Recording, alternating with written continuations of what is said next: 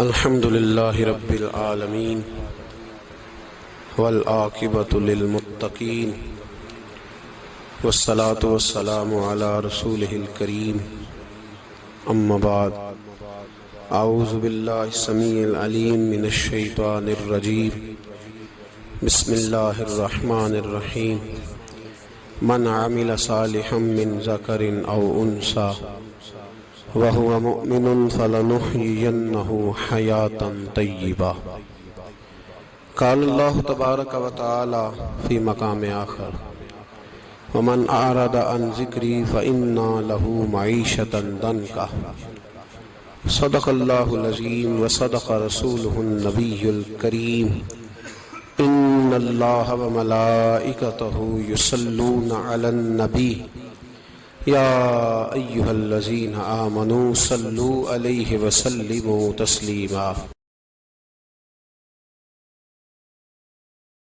اللهم صل على سيدنا ومولانا محمد معدن الجود والکرم وآلہ وصحبہ وبارک وسلم۔ عزیز دوستو، انسانی زندگی اثرات لیتی ہے، اچھے اثر بھی ہوتے ہیں، برے اثر بھی ہوتے ہیں۔ انسان کو موسم کا اثر بھی ہوتا ہے، انسان پر اس کے خاندان کا اثر بھی ہوتا ہے، انسان پر صحبت کا اثر بھی ہوتا ہے۔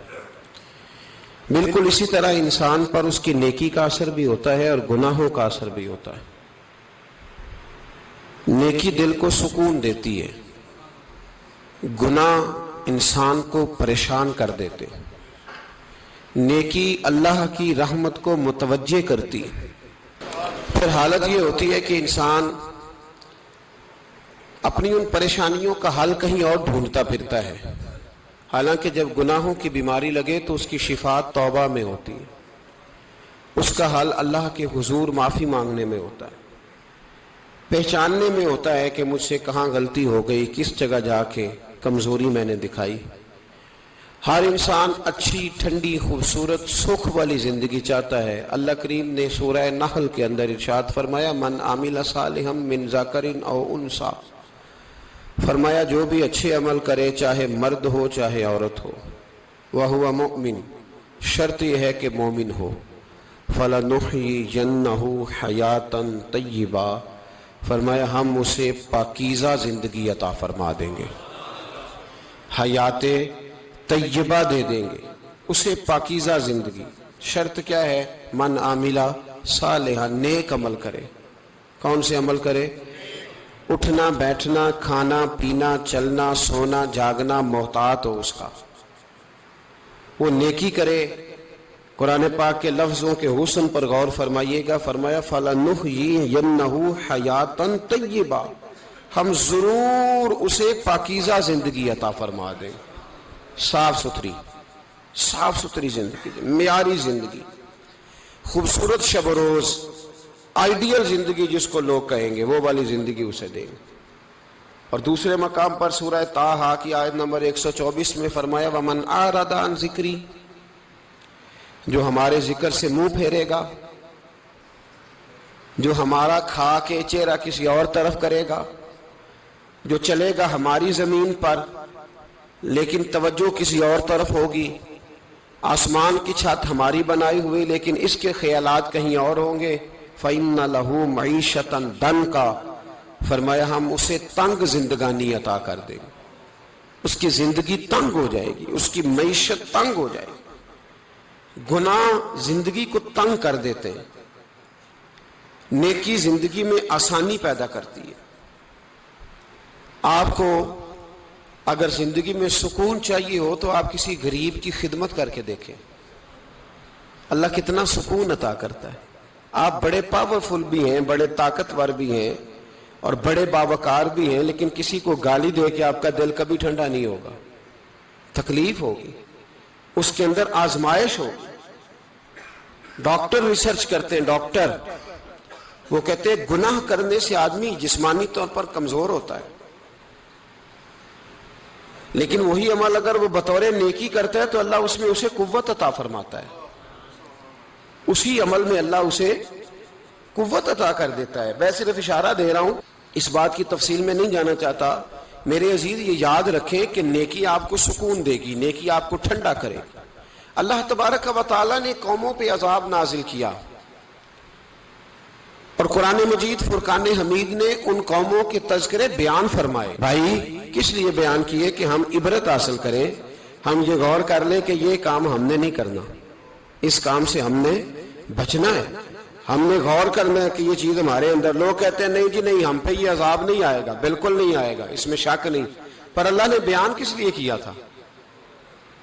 بیان کیا قرآن مجید معاذ اللہ کسی ایسی چیز کا بیان کرتا ہے جس کی ضرورت نہ ہو؟ قرآن پاک نے ایک ایک حرف ایسا بیان کیا جس کی مسلمان کو ضرورت تھی. قوم نوح کا ذکر فرمایا قرآن پاک نے. حضرت نوح علیہ السلام کی قوم کو حضرت نوح علیہ السلام نے 1500 سال سمجھایا ہے. 15، کچھ لوگوں نے 950 سال لکھا ہے نا، اعلیٰ حضرت نے لکھا ہے 1500 سال عمر ہوئی حضرت نوح علیہ السلام کی. اللہ تعالیٰ بندے کو جلدی سزا نہیں دیتا، بلکہ قرآن مجید میں ایک جگہ رب کریم اس طرح بھی فرماتا ہے کہ جب بندے مجھے بھول جاتے ہیں تو میں ان کے لیے نعمتوں کے دروازے کھول دیتا ہوں. بندہ سمجھتا ہے کہ میں کچھ تو ہے نا کہ میرے اندر کہ میں جدھر جاتا ہوں خیر ہی خیر ہو جاتی ہے. وہ سمجھتا ہے کہ میری عقل ہے، حالانکہ اللہ اسے ڈھیل دیتا ہے.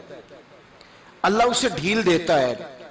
گناہوں کی سزا کے 3 طریقے ہیں.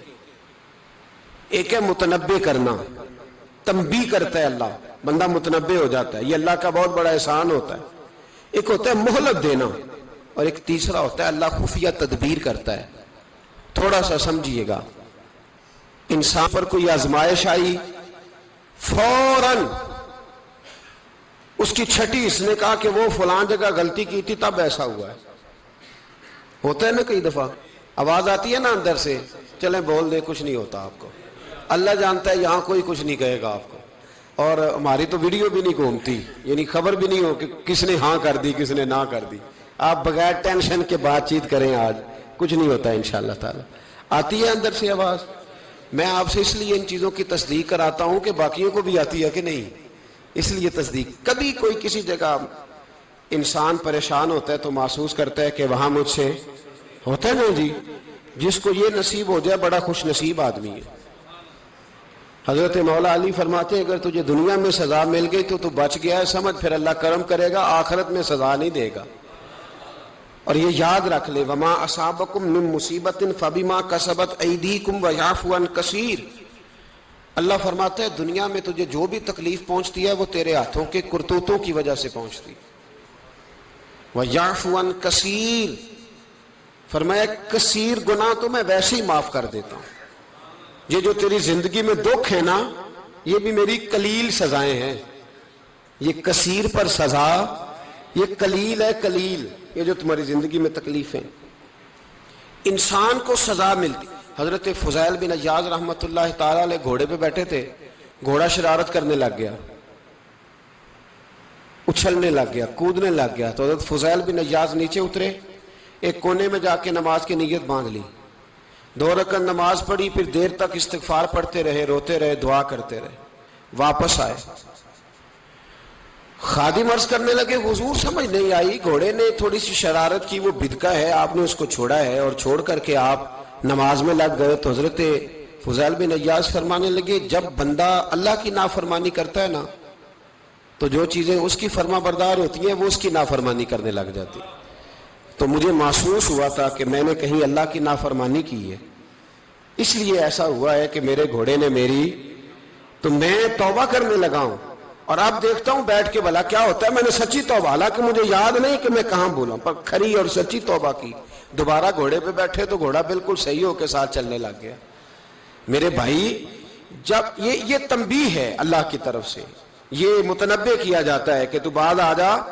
بہت ساری جگہوں پہ انسان کو وقتی طور پر اگر سزا مل جائے، نبی پاک علیہ السلام کی خدمت میں ایک صحابی آئے، بات مضبوط کر دوں، واقعہ سنایا ہے نا تو کچھ لوگ سمجھتے ہیں کہ یہ واقعہ ہے، تو میں ایک حدیث پاک امام بہقی کی لکھی ہوئی عرض کرتا ہوں. نبی پاک علیہ السلام کے ایک صحابی آئے اور ان کا سر پھٹا ہوا تھا، خون بہ رہا تھا. سرکار نے فرمایا کیا ہوا؟ عرض کی حضور ایک عورت جا رہی تھی، میری نظر پڑی، ابھی نظر پڑی ہے کہ میرے آگے ستون آ گیا تو میرے سر پہ لگ گیا. نبی پاک صلی اللہ علیہ وسلم نے فرمایا تیرے لیے خوشخبری ہے، اگر دنیا میں تیری غلطی کی تجھے سزا ملی ہے تو پھر رب تجھے قیامت میں سزا نہیں دے گا. پھر اللہ قیامت میں سزا، بعض گناہ ایسے ہیں جن کی یہاں بھی سزا ملے گی اور وہاں بھی ملے، لیکن میرے بھائی پہلی بات یہ ہے کہ اللہ تعالیٰ اس غلطی کی یہی سزا دے لے اور